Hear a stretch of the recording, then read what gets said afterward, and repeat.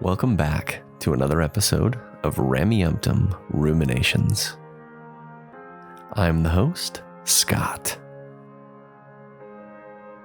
Today's Exmo Book Club episode is called No Man Knows My History, Part 1.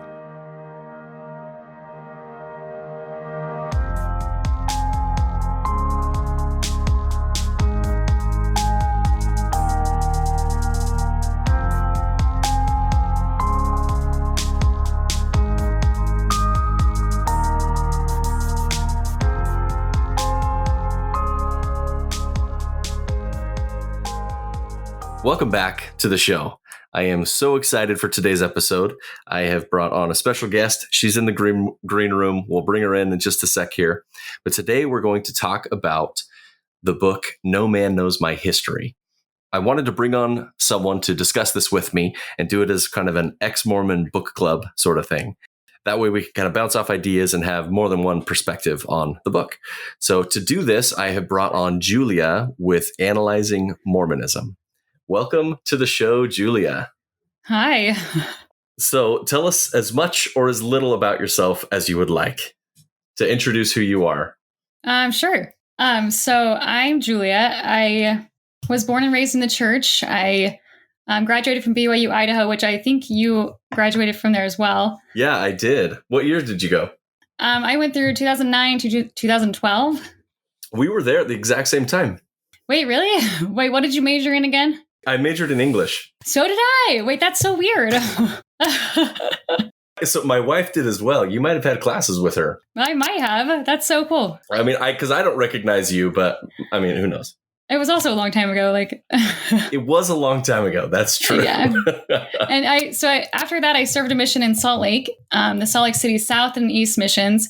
And then I got home, got married in the temple. Cool. Well, that's a small world that we were there at the exact same time. Yeah, very small. We graduated at 2011, and we walked at the same time. So that was kind of fun. Oh, that's fun. That's cool. Let's let the listeners know where you exist in this post-Mormon space. What is Analyzing Mormonism? Well, that's a really good question. So I post whatever I want on my TikTok, but what I'd like to do is show the health of the church now, like the current church leaders, but also I like to show church history, show documents, things that maybe people don't know about. Yeah, that's basically what it is. Posting the documents was really what drew my attention to your TikTok channel. And so I've followed you for a while. I really like how you bring up some really obscure things, and they're just always so fascinating. Yes, I love that. Keep doing what you're doing. The listeners out there, if you're not following Julia, go and look up Analyzing Mormonism. She is awesome. When I mentioned last week that we were going to be doing the book club on No Man Knows My History, I got an interesting comment that got me thinking. It reminded me of my problem that I had with the recent Rod Meldrum interview that he had on Mormon Stories. So I'll read you the comment real quick, and then I'll explain why it kind of bothered me. At first, this person said that it's important for everyone to read these books. No Man Knows My History, Rough Stone Rolling, Studies of the Book of Mormon by B.H. Roberts. But the last thing that this commenter said was that the second two books are from non-apostates, and they are the true histories and very well documented. This concept of anti-Mormon or pro-Mormon or things from apostates, it kind of bothers me. When you're looking at history, you should try and be as unbiased as possible. And when you have someone who is opposed to the church, they're going to definitely throw in their opinions. And I'll talk about that. I think Fawn Brody does put in some of her thoughts that might be guessing, things that you couldn't say for certain, putting thoughts or motivations into the people in the past where we don't have any evidence that they were thinking that. You know, on the flip side, those that are pro-LDS, when they're writing these histories, they're doing the exact same thing from the opposite lens. I just think it's interesting. You can't really throw out one or the other. Both aspects are important for someone to come to a good conclusion of what is really the truth. And that was my biggest problem with the Rod Meldrum thing, is because when he was, I don't know if you listened to those or not, Julia, and sorry, I'm kind of monologuing before we get going. Oh, you're fine. He was explaining that he would throw out any information regarding church history that wasn't pro-LDS. And so he was starting with these assumptions and then making sure everything fit those assumptions. Also, I have quotes too that put the book in a brighter light than what Rameumptom seems to give as well too. So, oh, awesome! Yeah, let's hear them. So, Ronald O'Barney, he's the volume co-editor on the Joseph Smith Papers. He says that her book is, by all accounts, well written. And then church historian and scientist Gregory Prince, he says that it's a great book. He says it's one of the most important books. And he's like, you can filter out her bias. It's okay. It's easy. And it takes him on in 3 dimensions. And I just think those are really shining critics or critiques for the book by active members of the church. So we shouldn't dismiss it just because it can be categorized as anti. Exactly. This is an important book. It was really the first history of Joseph Smith that was written in a full, complete scale of his entire life. Yeah. Because before that, most of this information was kept hidden. Yes. Yeah, and this was published in, 1845? Is that correct? 1945. Oh, that's what I meant, 1945. And so it was published in 1945, so she didn't have access like we do. Like, I can just Google something and pull up a document. She had to go to the church archives, the church history places, and look these things up. Like, that was just a lot of work for her to do. It was a whole different world back then. It absolutely was. You had to go to the library to learn things. I think that anybody that's eschewing documented history for whatever the reason is doing themselves a disservice to get a full picture of who the person is. Let's jump into this. Sure. No man knows my history. Fawn Brody, you did a small presentation last week on who Fawn Brody was. Can you cover that real quick? Like, what do you know about the woman, the legend? Yeah, so Fawn Brody, she was born in 1915 in Ogden, Utah. She died in 1981. Her uncle was David O. McKay, which is interesting because he played a significant role in getting her becoming excommunicated. She was born into the church. She was an American biographer. Her most famous book, interestingly, is about Thomas Jefferson. And there was a lot of controversy surrounding that one as well. Oh, interesting. Yeah. I didn't know that she had written any other books. That was fascinating. Oh yeah, I think she wrote a few more if I remember correctly. But yeah, the Thomas Jefferson one was big. People weren't aware that Thomas Jefferson was fathering children outside of his marriage. So that was really controversial. Well, I mean, that's kind of common knowledge now, but I guess that would be something that people at one point in time probably didn't know. They probably tried to keep that quiet too. Yeah. I think she just shook the boat. Yeah. Wow, she's rocking the boat wherever she goes, it seems like. Yes, exactly. So the book was published in November of 1945, but she was excommunicated in May of 1946, so not very long afterwards. 6 months later. Wow. Yeah. That's fast. That is fast. That's interesting.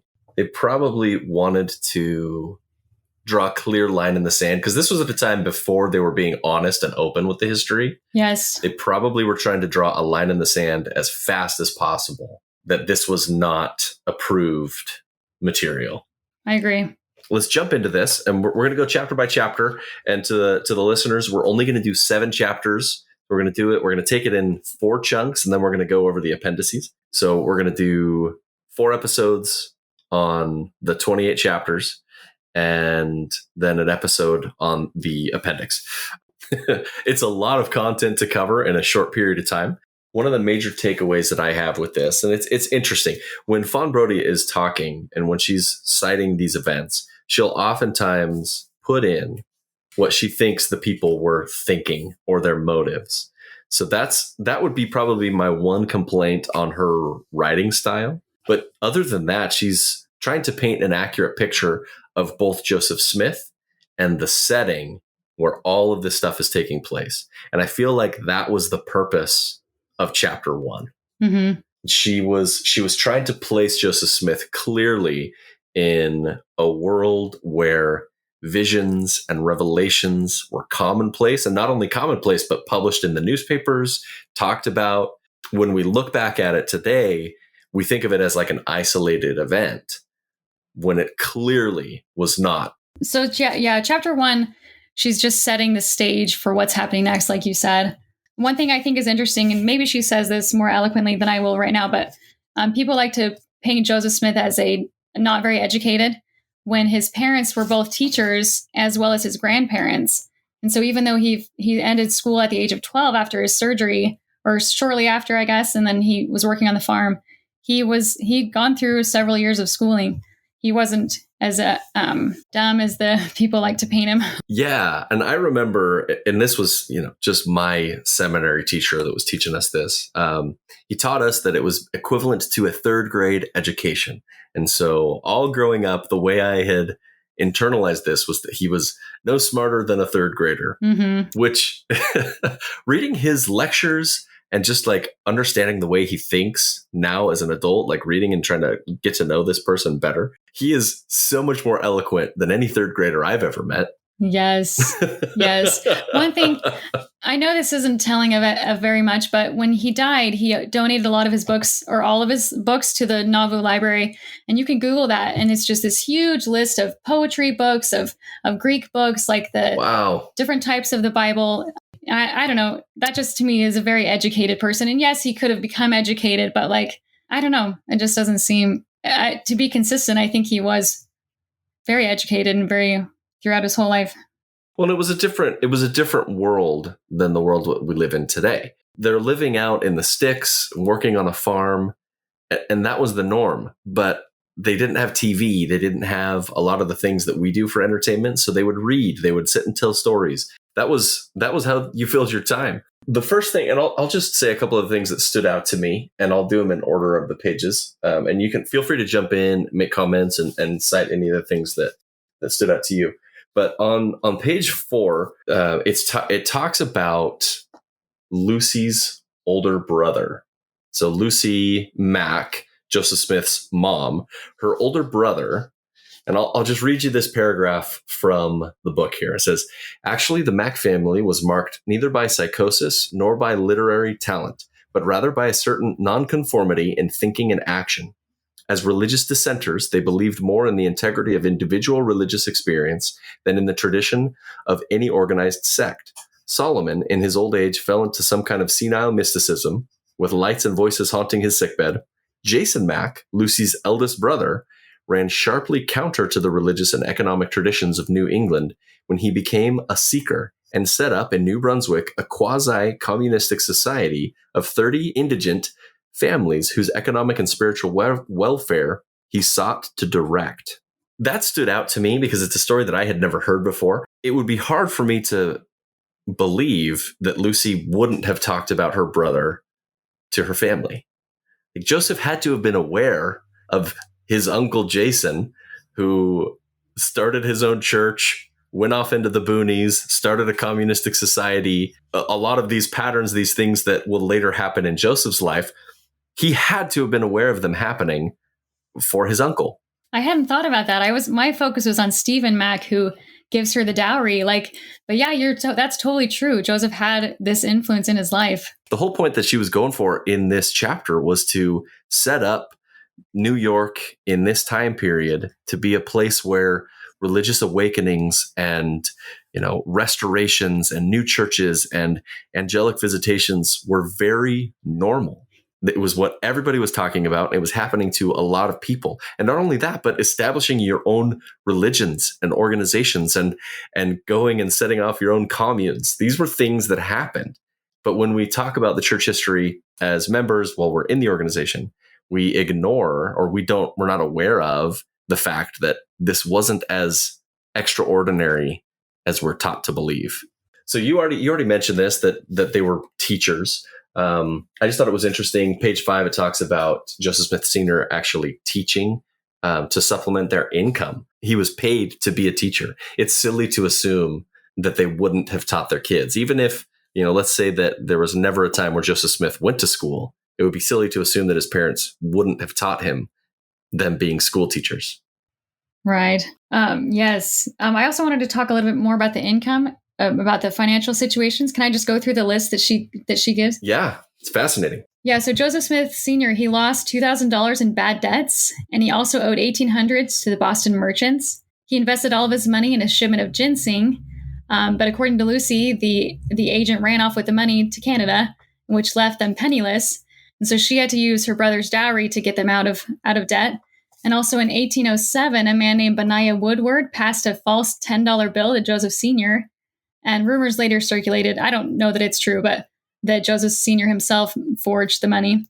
But then 2 weeks after that, a man named Abner Hayes paid Joseph $37 in worthless paper, which just like really devastated. This whole thing just devastated the family.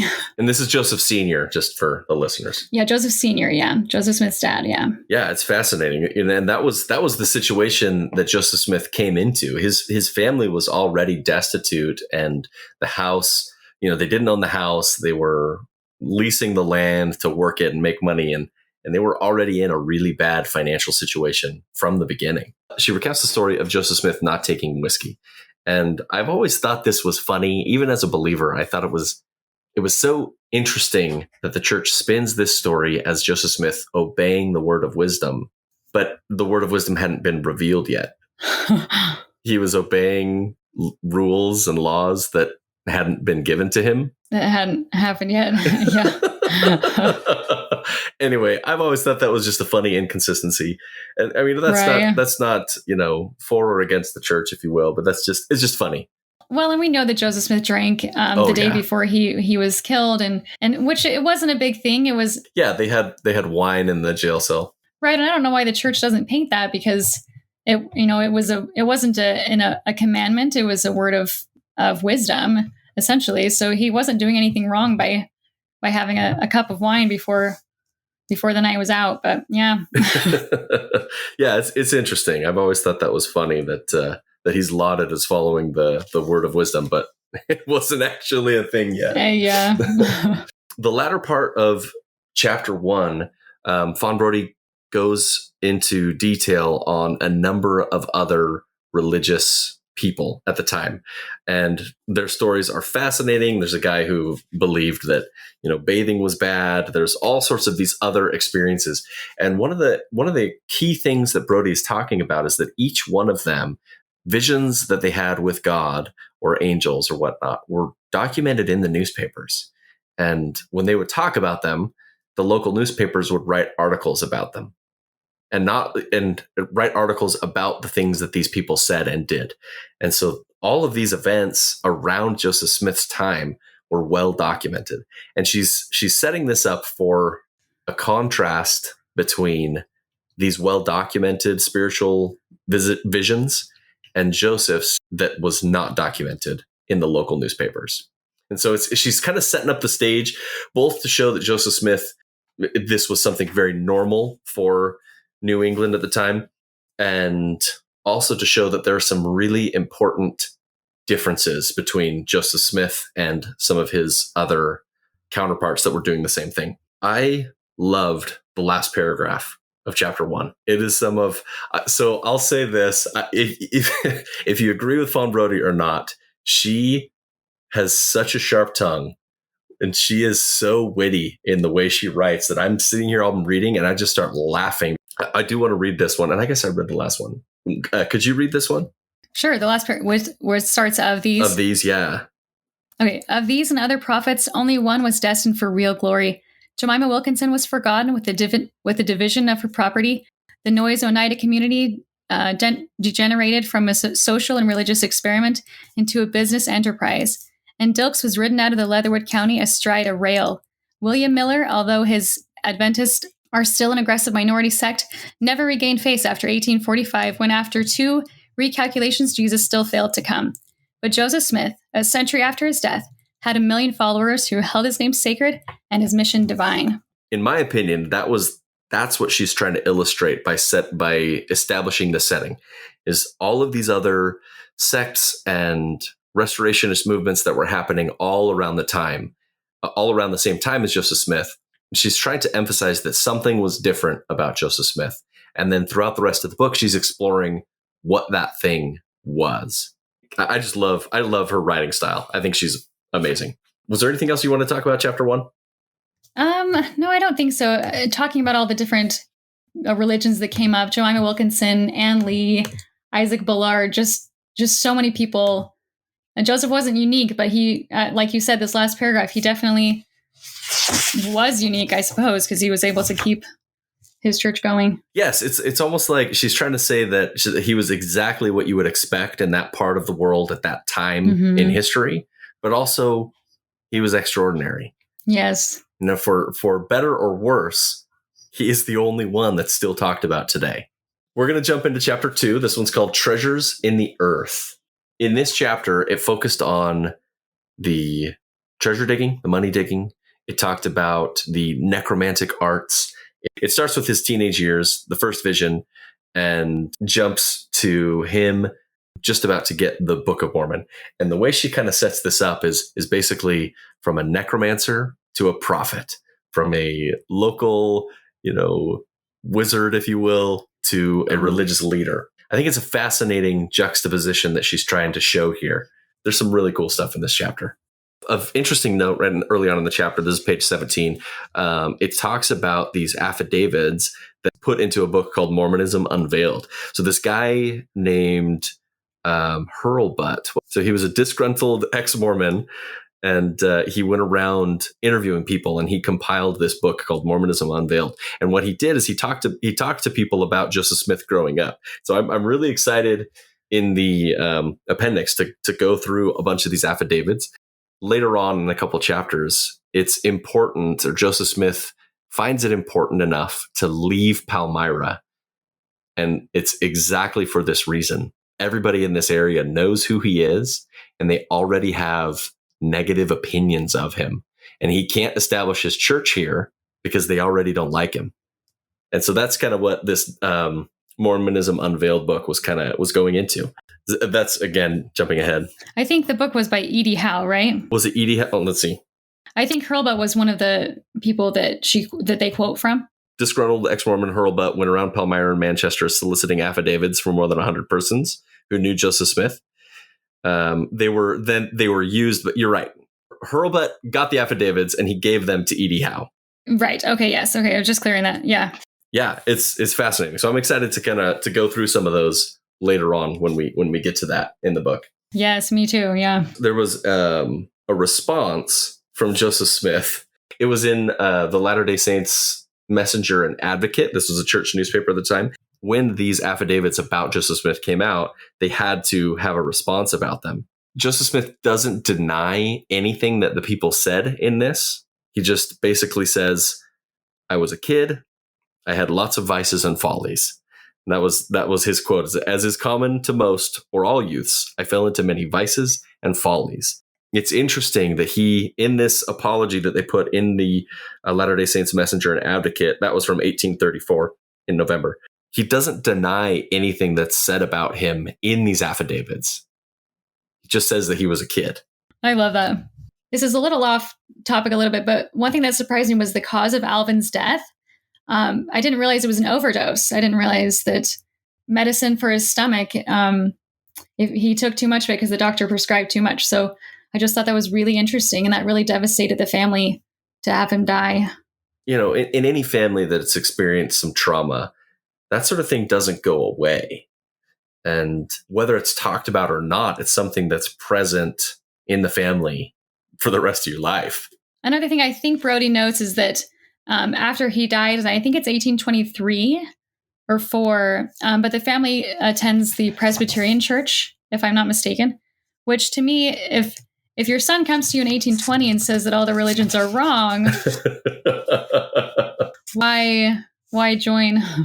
I know they needed comfort, but yeah. And interestingly, I don't think I wrote the page number down on this, but their name was on the records of their local Presbyterian church until 1829. Another thing I found interesting was she talks about the removal of Alvin's body, because there was I guess a theory that Joseph needed to take Alvin with him to go get the plates, and so he had passed away. So rumors were going around that they were taking his body out of the grave, and so Joseph Smith Sr. publishes a news article. I think it's 1824, if I'm not mistaken, and he goes and unburies his child to see that he's still there. And it says for a week he kept this article going in the newspaper. And I just thought that was really interesting. This idea of necromancy was definitely a theme Well, and then they went and dug it up to prove that it was still there. Right. Which you'd think that you'd see that the dirt was not disturbed, but yeah, maybe it was too soon. Well, if you believe in slippery treasure, I guess you could believe in slippery corpses. There you go. She goes over, and I said this briefly a little bit ago, that she was setting this up for all these other newspapers. And this is page 22 and 23 for those that have the book and want to go and read it at home. Brody sets up the world where other spiritual visitations were happening, and the local papers were covering them. People were talking about seeing angels or seeing Jesus or the Lord. And all of these are documented in their local newspapers, secular newspapers, not like a religious pamphlet. There was a man named Abner Cole who was writing about Joseph Smith, and he went by a pseudonym when he was writing, Obadiah Dogberry. One of the things that he wrote, interestingly, this is in February... Dogberry, 1831? 1831. Dogberry is talking about Joseph Smith and Joseph Smith's visions. And he says this: "It is well known that Joe Smith never pretended to have any communion with angels until a long period after the pretended finding of the book." That was from the Palmyra Reflector. The people around Joseph Smith, the locals, whether he had it or not, I'm not saying that he did or did not have a vision, nobody knew about it. This was not something that he went to a preacher and talked about. This was not something that was published in any sort of way at all. So that whole aspect of the story, it doesn't track because nobody knew about it. That for sure is a big deal. Like, I started making a list of things that would seem to point out that Joseph didn't have an 1820 vision, such as there's the newspapers didn't talk about it. His family's still part of the Presbyterian Church. It wasn't published in the church history books. And I don't even know, did Fawn Brody have access to the 1832 first vision? I don't think that she did. I think if she had, she probably would have mentioned it at some point in this chapter when she's covering the first vision time period. This was probably locked up in the vaults at the time. I think she, if I was listening, I watched an episode on her history, and I think she was trying to get access to it. But then she kept being kind of shooed away by the brethren. So I don't think she knew about it. So on page 24, you're talking about the records in the church. This is the footnote. It says, "Records of the Presbyterian Church in Palmyra, as filled in 1969 by Reverend Wesley P. Walters." These records, they list, and this is in 1830 that they list this, but they list Lucy and her sons Hiram and Samuel. They were suspended from the church for neglecting public worship and the sacrament of the Lord's Supper for the last 18 months. So that's why they're drawing this 1829 or 1828 time period of when they stopped attending. Even assuming, let's say the vision happened, Joseph Smith did see God, and he told his whole family about it. They still attended the Presbyterian Church for 9 years. Yes, yeah. And that's where the issue is there. I think the record is that Joseph stayed aloof from all the religions. But yeah, it's really interesting that his family continued going. One thing I also wanted to point out is she talks about Joseph Smith's physical description. She talks about his large nose. He was a very handsome guy. He had kind of golden hair. But one thing that I thought was interesting is that she says he has a pale face when speaking passionately. And so I just thought that was interesting. People can see that as sort of a Moses experience when it's not really a vision, or it might not be a vision. It could just be that he's just passionate. Where basically Joseph is saying that his seer stones, he never saw anything. That's the end of the chapter. So Peter Ingersoll, if I'm getting his name right, he is witnessing this event because he's just kind of sitting there in the carriage, I assume, waiting for them to figure out what's going on. And Isaac Hale, Emma's father, he says, "You have stolen my daughter and married her, and I would much rather followed her to her grave. You spend your time in digging for money, pretend to see in a stone, and thus try to deceive people." And Ingersoll says that Joseph Smith wept and acknowledged he could not see in a stone now nor ever could. And I just thought that was really interesting, this whole quote right here. And then he promised to give up those old habits. One of the things, so my mind always goes in all sorts of directions. The question popped into my head when I was reading this is, how many of his marriages were not done in secret? Well, that's a really good question. So he elopes with Emma. Yeah. So that's kind of in secret, right? Mm-hmm. Is that what you're getting at? Yeah, that's what I'm getting at. Yeah, that's really interesting. It's like a pattern. And so I'm interested to see as we get further into this, is were any of them above board and in front of it, the whole community, if you will?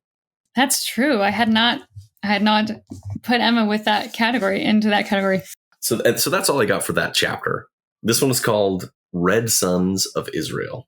Up until this point, I think Brody has done a really good job of being fairly impartial. She outright lumps him in with other frauds. And so I think she's kind of showing her bias on this one a little bit, but it's interesting. What she points out as the difference, and this is kind of the point that I took from this whole chapter, the difference that she notices with Joseph Smith and these others that she's mentioned previously, all of these other people that were having experiences and revivals and leading organizations. She points out to Joseph Smith's creativity. She explains that that's the key difference for why he was successful when none of his other counterparts were successful in their endeavors. And so she, to illustrate that, she goes into the stories that Lucy tells of him talking about the mound builders and these mound builder myths, saying, and this is a quote from Lucy Smith, she says, "During our evening conversations, Joseph would occasionally give us some of the most amusing recitals that could be imagined.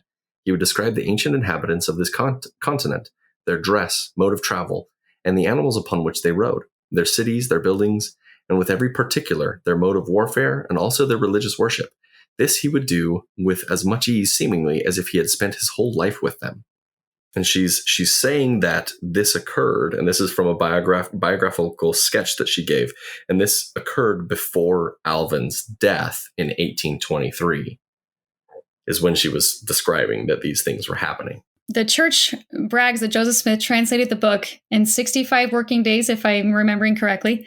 But she's saying here that Joseph was telling these stories that became the Book of Mormon since before 1823.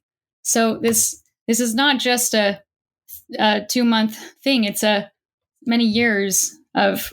We'll get to that when because we in these 7 chapters, it does get to the translation process.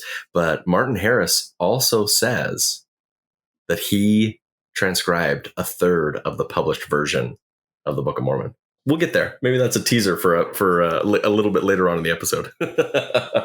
So one thing I did want to say on a personal level is, as an active member of the church, I was part of a small group called the Mound Rovers. And it was with my dad and I and some other members, and we would travel throughout the U.S. And I didn't go on very many of these adventures, but we would go to these burial mounds, and we would just walk up them, and we would try to imagine that they were Lamanites and Nephites. We were very much Rod Meldrum kind of followers, and I didn't realize that was all the rage also in the 1820s. Like, people were trying to figure out where these mound builders came from. And there was a little bit of racism with it, because they just assumed that the Native Americans couldn't have done something so extravagant. But we're still dealing with that sort of racism today. Interestingly, and this is page 37 and 38, it talks about conversations that Joseph Smith had, again, with this Ingersoll that we mentioned a minute ago. In a conversation that Ingersoll had with Joseph Smith, he's quoted as saying, "Notwithstanding, he told me he had no such book and believed there never was any such book. Yet he told me that he actually went to Willard Chase to get him to make a chest in which he might deposit his golden Bible. But as Chase would not do it, he made a box himself of clapboards and put it into a pillowcase and allowed people to lift it and feel it through the case." He had a case that he would carry around with him and keep in some sort of in a pillowcase that he says here. Purportedly from Ingersoll says that Joseph told him that he never had a book and that it was just an empty case. Whether Ingersoll is a reliable witness or not, I guess I'll let that be up to the listener. But then you also have Willard Chase saying almost the same sort of thing. And again, for those that have the book, on page 38, he goes into that, and another one of Joseph's friends says the exact same thing to corroborate that he didn't have any such book. One of my favorite things in this one of my favorite stories of this was Willard Chase's sister on page 41. Yeah, Sally, is that what you're talking about? Yeah. So this is page 41. everyone in the area has heard these stories by this point, that Joseph Smith has this golden Bible. And Sally Chase is also a diviner, or, has a peepstone, and she tries to see things. Well, she looks into her stone, which was like a jade or some sort of green rock, I think. And she divines where the Book of Mormon is being held. And she and a group of people, they go and they find this case that Joseph Smith had, and they pry it open because it was nailed shut, apparently. They pry it open and they find it empty. And when they find it empty, but Joseph Smith says that he was inspired to open the box, hide the plates, and then re-nail the box shut to keep it hidden from Sally Chase. So they catch him not having anything in this box, and then he tells the story that he was inspired to move it and hide it. That's really convenient. It is convenient, and it's a little suspect. Yes. The hardest thing for me as I was reading a lot of these stories and this, doing some early research before I made the decision to leave, it wasn't any one thing that convinced me that it was a fraud. It was that all of the mounting evidence showed that the stories I was taught were not what really happened. This time period is right after Joseph Smith. This is in the 1820s. This is still late 1820s at this point. Joseph Smith and Emma are kind of going through some hard times, and Isaac Hale offers them a chance to come live with them and work on the farm and start an honest living and become, an honest man again.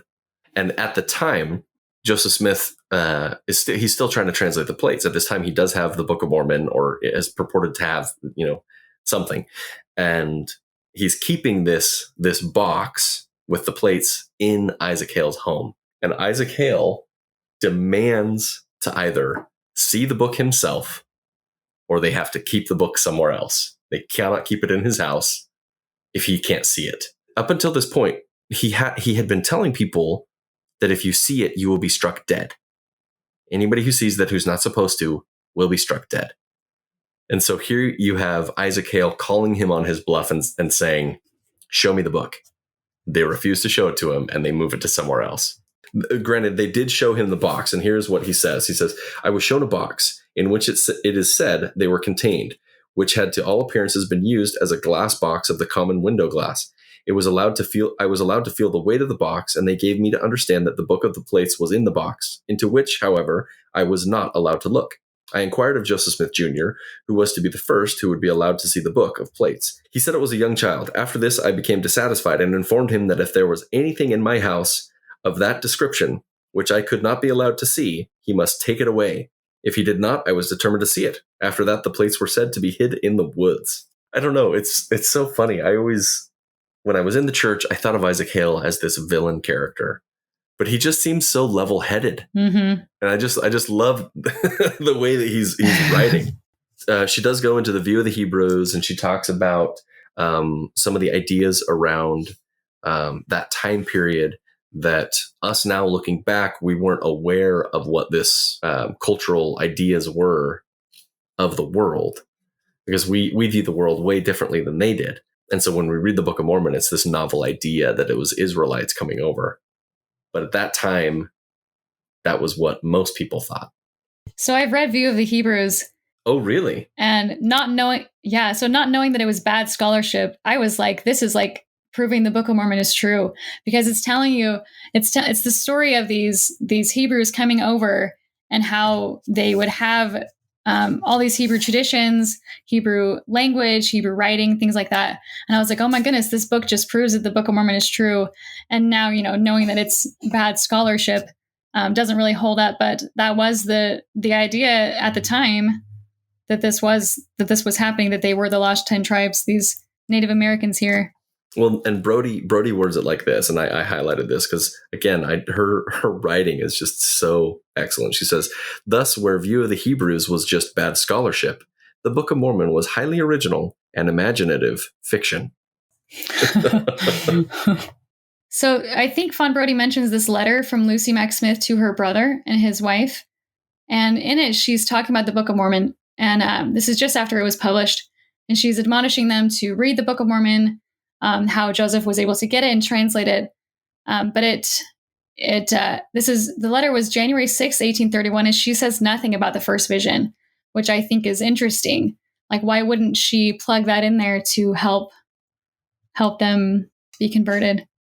It's very telling that there was no contemporary sources at the time that would corroborate anybody knowing about the first vision.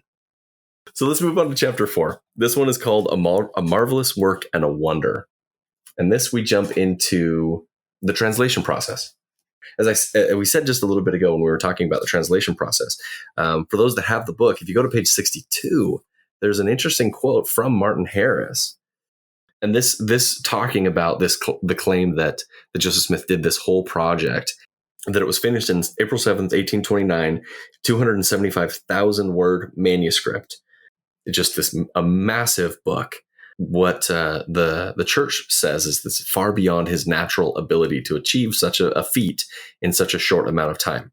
But they don't address this from Martin Harris. And so I'll read, it's the first paragraph on page 62. It says, "It is clear, however, that Martin Harris wrote part of the new version before Cowdery replaced him. Since in March 1829, Joseph had a revelation for Harris, which said in part, 'When thou hast translated a few more pages, thou shalt stop for a season.' Harris may have been taking diction for as much as 4 months, and he claimed in later years that he had been scribe for nearly a third of the published Book of Mormon." Oh, you said that earlier, and my mind was like, because I always think of the lost 116 pages being the majority of what he translated and only saving a few pages. But no, a third is a significant number. Yes, it's a third of the published book. And that's what he claims to have transcribed for Joseph Smith. It could be that he's, trying to talk up his position as a scribe in his later years. What Brody is trying to say here is she's trying to corroborate what Harris is saying by what's in Doctrine and Covenants, section 5, verse 30, where it's talking to Martin Harris in the time after the 116 pages, where it's saying that you'll translate some more and then you'll stop for a time. So she's trying to illustrate that whether it was a third or some other percentage of what we have as the Book of Mormon, he did transcribe some of that before Oliver Cowdery came on board. So Joseph Smith had a lot more time to think about what he was writing or to process or translate, whatever it is. It's just the time period that they're saying is not accurate when they make that claim. So I also wanted to talk about Charles Anthon. So I don't have anything underlined in here because I listened to it. But so the story goes that Martin Harris brings this character's page to Charles Anthon, who is a linguist, I suppose, someone who's well-versed in this. And he shows him these characters, and Charles Anthon says, yes, these are authentic characters, and he gives him a certificate. And then on his way out the door, he says, where did you get these characters? And he says, they were from an angel, and the angel gave Joseph these plates. And then he supposedly takes the certificate back and tears it up. And then there's the famous quote where he says, I cannot read a sealed book. But Charles Anthon, which the church doesn't quote ever, it seems, is Charles Anthon came out twice speaking against what Martin Harris did. I think it was 1832 and in the 1840s, I think. 1834 as well. 34, yeah. Okay. So I know it was twice, and he says that he didn't say that. He says that he was afraid that Joseph was conning him, and he says, you got to get out. You have to save your farm, save your money. And then Martin Harris comes back a second time saying, hey, I have this published book. Will you buy it from me? And he says, I'm not interested. And then he kind of warns him again, I don't think this is real. These aren't real characters. He describes it as a hoax upon the learned or a scheme to cheat the farmer of his money. That's on page 52. Interesting thing. I don't know if it's in here, but he also says, can I see this record? And Martin Harris says, no, if anyone sees it, they'll die. And he says, if you take the curse on you, then I'll open it. And Charles Anthon says, sure. You give me the curse so that you can show me the book. So one of the things that I found really interesting that I didn't know before, but on page 54, and I won't read the quote, but on page 54, they talk about punctuation and the sentence structure of the manuscript. And in the very first edition, there was no punctuation at all. Mm-hmm. Apparently, like the first 200 sentences, 140 of them started with "and." Again, whether you're a believer or not, so much information of a sentence is handled by punctuation. Comma placement, period placement, the punctuation in a sentence is how you can delineate exactly what something means. And if there was none, whether you're a believer or not, if there was none, how can we be certain that the punctuation in the scriptures today is how it was translated? I also want to talk about Joseph Sr.'s dream. Yeah, they mentioned that. I think that's here. So it's on page 58. Yeah. So Joseph Smith Sr. has a dream. I don't know when she says he had it. Is there a date for that? Because it's published in Biographical Sketches. Yeah, and she mentioned that book a couple of times. I don't know when that book was published, but she did talk about when the dream actually would have taken place. Would it have been? I'm assuming it'd be before 1830. Yeah, it would be before. I'd have to look that one up, because she describes in the same book. That's when she describes Joseph Smith as telling the mound builder stories. Oh yeah. Okay. Do you mind if I read some of this? Yeah. Yeah. So I think the listeners will be familiar with Lehi's vision in 1 Nephi chapter 8, and so I'll just read Joseph Smith's vision or dream. He says, I thought I was thus traveling in an open and desolate field, which appeared very barren. There was a tree such as I had never seen before. I found it delicious beyond description. As I was eating, I said in my heart, I cannot eat this alone. I must bring my wife and children. I beheld a beautiful stream of water which ran from the east to the west. I could see a rope running along the bank of it, and he saw a spacious building filled with people who were finely dressed, and they were pointing the finger of scorn at them. So just all of this seems so familiar with 1 Nephi chapter 8. Yeah, it's the exact same story. One of the other things that she covers with some detail are the parallels between the stories in the Book of Mormon and the stories from the Old Testament and the New Testament. She draws some interesting parallels, and she makes the conclusion or the assertion that none of the stories in the Book of Mormon are unique or are not inspired by stories that already exist in the scriptures. And the other thing she does, she's so harsh in some of her descriptions, but when she made these comments, it made me kind of rethink about some of these stories. She describes all of the characters in the Book of Mormon as being flat and not dynamic. And so for those that aren't familiar with that terminology, a dynamic character in a story is one who makes a change in their personality or who they are. They learn, they grow, they become better or different. The only characters in the Book of Mormon that go through that change are clearly inspired by the Apostle Paul. But none of the other characters have any sort of dynamic qualities to them. Everyone else is a flat character. They start out good, they end good. They start out bad, they end bad. There's no change. There's no nuance to the characters in the Book of Mormon. I love that. Also, there's a sentence. She just writes so beautifully, Fawn Brody. And she's talking about, I just love this sentence. She's talking about the Book of Mormon and how she says, but the prose style was unfortunate. Joseph's sentences were loose jointed, like an earthworm hacked into segments that crawled away alive and whole. I just love that wording. Oh, yeah. She is so witty. She is so witty. So let's jump on to the next chapter. We got 3 more to cover. Let's do what we can. I feel like I could talk about this forever. Oh, I know. I'm the same way. And I'm skipping a lot of the notes that I have. This chapter 5, she goes over the story of the 3 witnesses and the 8 witnesses, and she's talking about the beginnings of what led to the establishment of the church.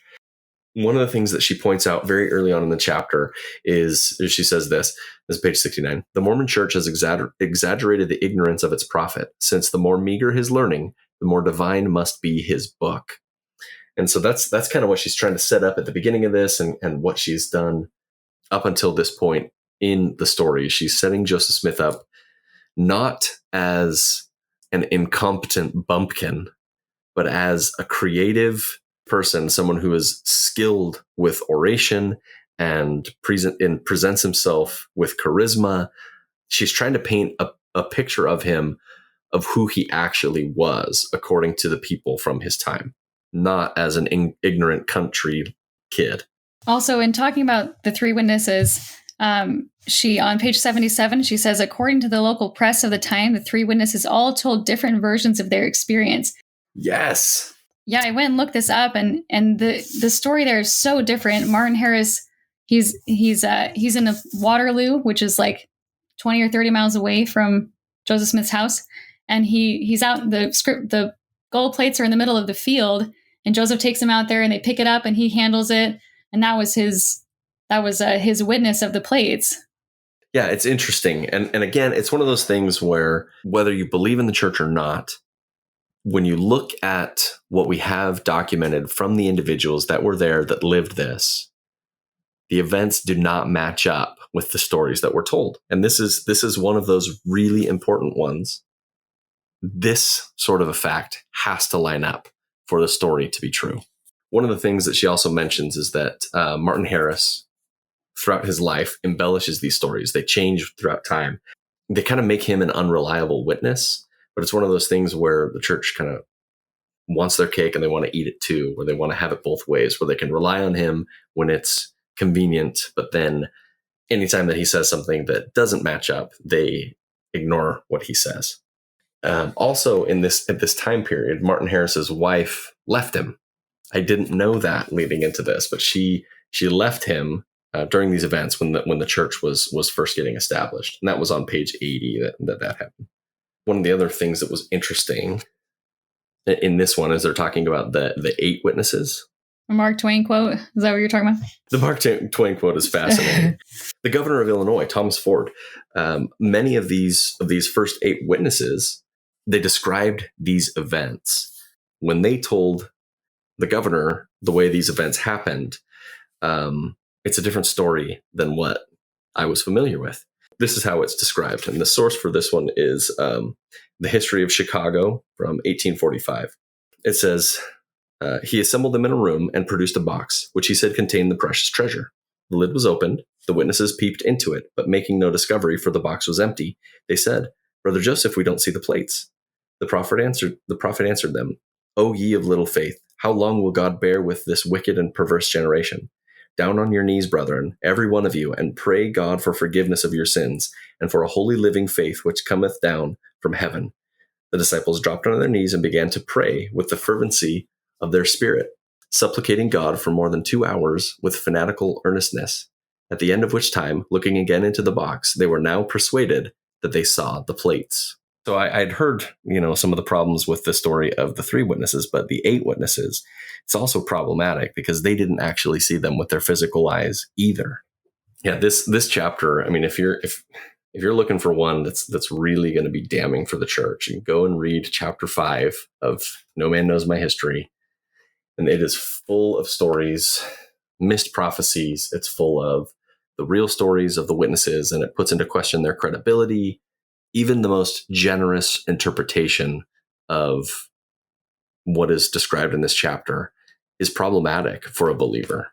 In my notes here, I have somewhere Fawn Brody alluded, she said the Book of Mormon was filled with predictions that had already taken place. And I thought that was really interesting. Okay, so let's jump into chapter 6. This one's called The Prophet of Palmyra. And again, I'd mentioned a little bit earlier in this, what Brody goes over in this chapter is that the people of Palmyra, the locals, knew Joseph when he was a necromancer. They knew him when he was doing the treasure digging and all of the rituals and folk magic of the time.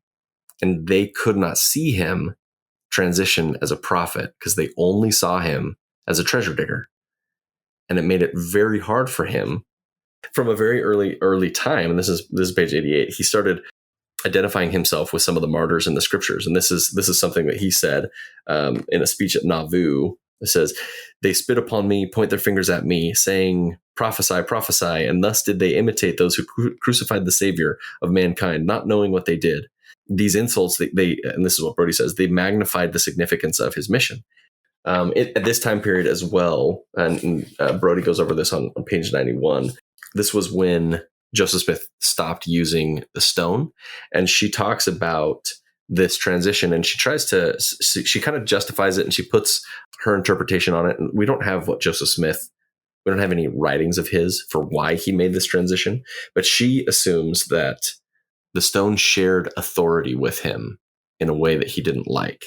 And so she actually has a quote from David Whitmer. And she says, David Whitmer says, Joseph gave the stone to Oliver Cowdery and told me as well as the rest that he was through with it and he did not use the stone anymore. He told us that we would all have to depend on the Holy Ghost hereafter to be guided into truth and to obtain the will of the Lord. The revelations after this came through Joseph Smith as mouthpiece. That is, he would inquire of the Lord, pray, and ask concerning a matter, and speak out the revelation. He saw the role that the stone was filling, and he wanted that power and authority to rest on the leader of the church. And so they stopped all mention of the stone. And from this point on, this is in the 1830s, from this point on, it was never mentioned again. But it did come up because other people were still using stones, and that's in the Doctrine and Covenants. But another account says that seeing the visions, putting the stone in the hat and seeing the visions hurt his eyes. And so he it was giving him ill health. So that's another reason he stopped.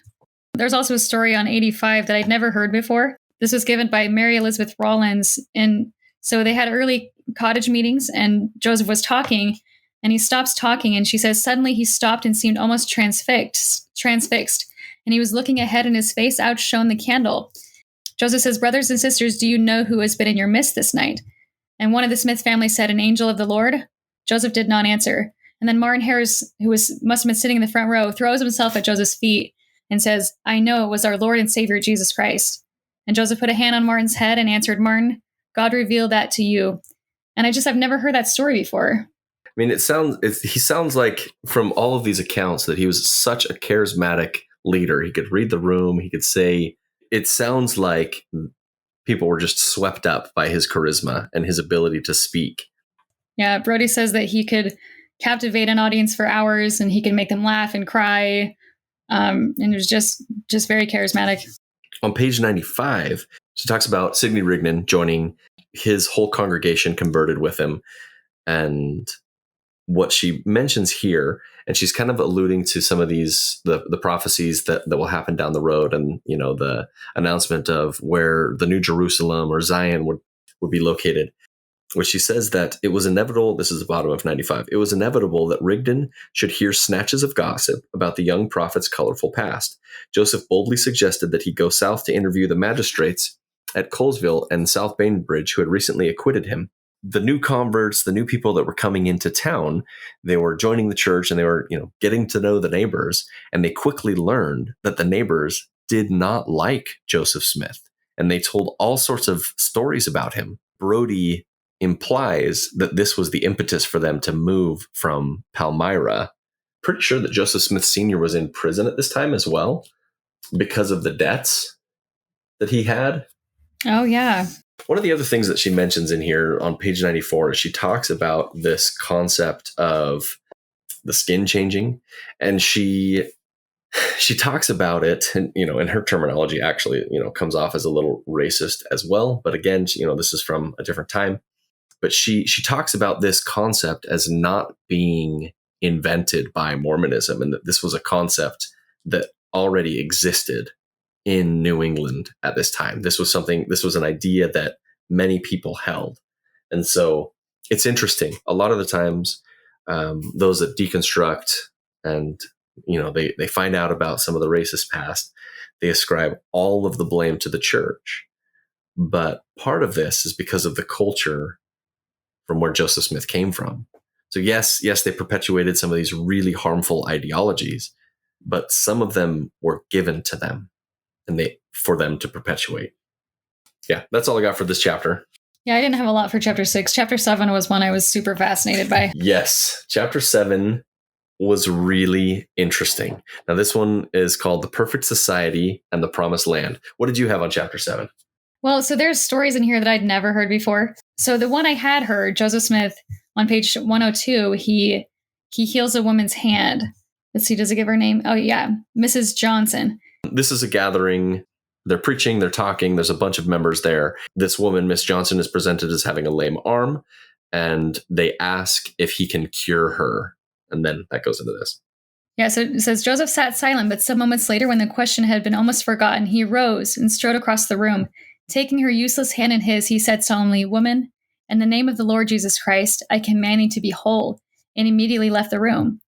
And the Campbellite preacher says that Mrs. Johnson at once lifted it up with ease, so she was healed. And I like that one. I feel like I've heard that story before. I think it's even been depicted in some of the church films.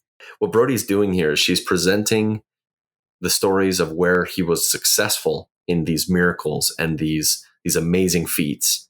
But then she quickly shifts to stories where it didn't work.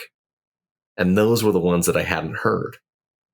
People here, and this is page 104, people all around are hearing these stories of Joseph Smith healing. You know, he's this new preacher coming into town.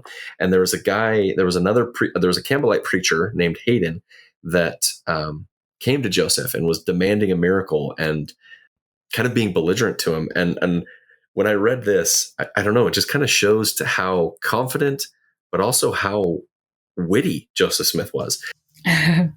And Joseph, and this is Joseph talking, says, "Well, what will you have done? Will you be struck blind or dumb? Will you be paralyzed, or will you have one hand withered? Take your choice. Choose what you please, and in the name of the Lord Jesus Christ, it shall be done." And Hayden says, "That is not the kind of miracle I want," Hayden protested.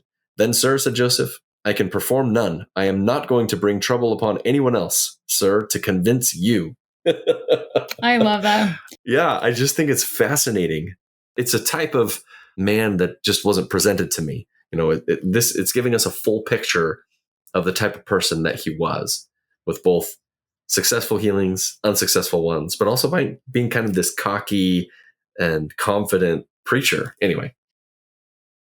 Yeah, so in 112, on page 112, there's 3 non-miracles, I guess. Yeah, I think this is Booth. And she does say if it's to be relied upon. Oh, yes. So, but at this point, if Booth's account is to be relied upon, it would seem that Joseph was so excited by the return of his gift for miracle making that he lost all discretion. Seizing a convert's hand, which had been crippled by an accident, he cried, "Brother Murdoch, I command you in the name of Jesus Christ to straighten your hand." And he tugged at the stiffly curled fingers. Again, he demanded it, but the fingers merely returned to their old distortion. So there's one that doesn't work out.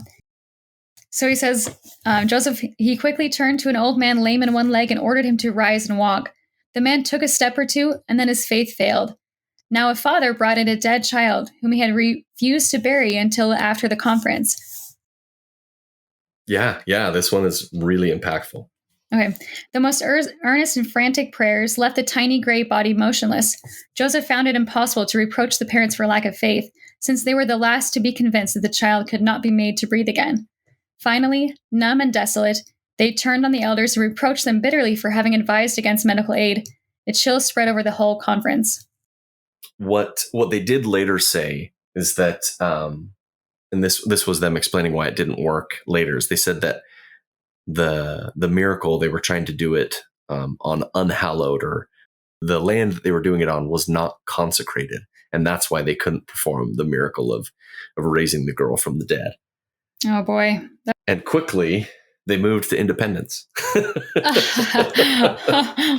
This reminds me of his treasure digs, where if it didn't work out, it's because they did the chanting wrong, or somebody didn't have faith, or things like that, things of that nature.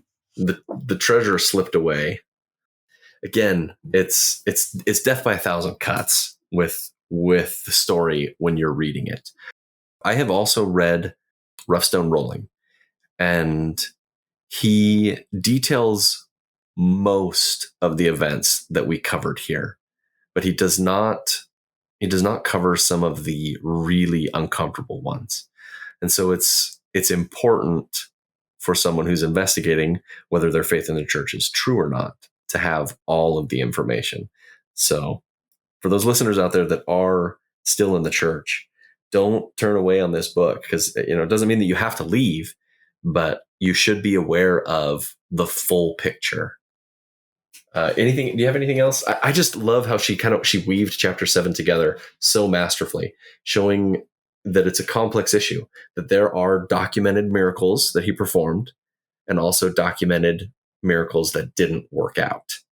Yeah, there's a quote in chapter 1 that I just want to repeat or just say it. She says, "It is not that the documents are lacking. It is rather that they are fiercely contradictory." And I think she's just showing that very clearly in this book. I love the book. I'm already having so much fun reading it and learning a ton about Joseph Smith. Any last thoughts on chapter 7 or on the first section of this book? We covered so much information. Yeah, there's still so much that, like, so many notes that we haven't even talked about. It's just there's just so much here. Yeah, and so we kind of we leave this off where the church is just about to move to Independence, Missouri. I'm excited. I've already learned. I mean, we're not even partway through. We're 100 pages in. This isn't even, 100 pages in of like basically 400 pages of text and then the appendix afterwards. I've already learned so much. I'm excited to keep going and learn so much more. So those listeners that, I know this was a little bit longer episode than I normally put out, those that are still here with us, the next section we're going to do is we're going to go from chapter 8 to chapter 14. We'll cover those chapters. If there's something that you want to read along with us and comments that you have about that section of the book, questions you have, something that you might want us to discuss, let me know. Shoot a message. We can turn this into more of a discussion with the listeners than just a discussion with Julia and me. Don't dismiss this book just because it might come across as anti. This is, even members of the church are saying that this is one of the best biographies of Joseph Smith. Yeah, it's the definitive. It's the one that has the most information from all the sources. But not only that, like in the back, I mean, get it just for the appendix. Like frankly, there is so much information in the back of this book that it is mind blowing. That's going to be fun to sort through. Yes, I love the trial in 1826. I just have my notes everywhere. Yeah, so there's lots of really good information in there. Yeah, don't sleep on this book. Well, Julia, thank you so much for coming today. This was a blast. It's been so much fun to have you on the show. Well, thanks for having me. Yeah, I'm excited to keep going on with our discussion. Again, for the listeners out there, Analyzing Mormonism, go find it on YouTube. You can go find her on TikTok. She always is posting excellent stuff, awesome insights that you can find from her. Thank you for that. And that's why I brought her on.